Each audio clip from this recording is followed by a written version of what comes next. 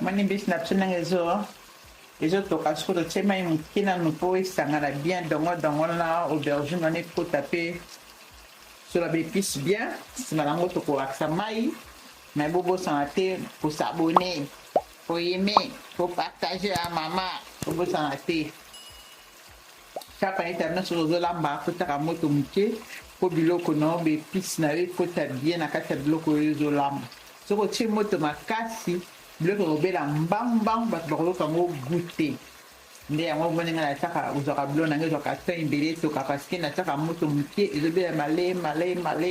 mbe sauce wana ezosalaki tomati mungu otiaki baépice otiaki ezokota kitoko na kati ya mbisi na biso ya kokauka.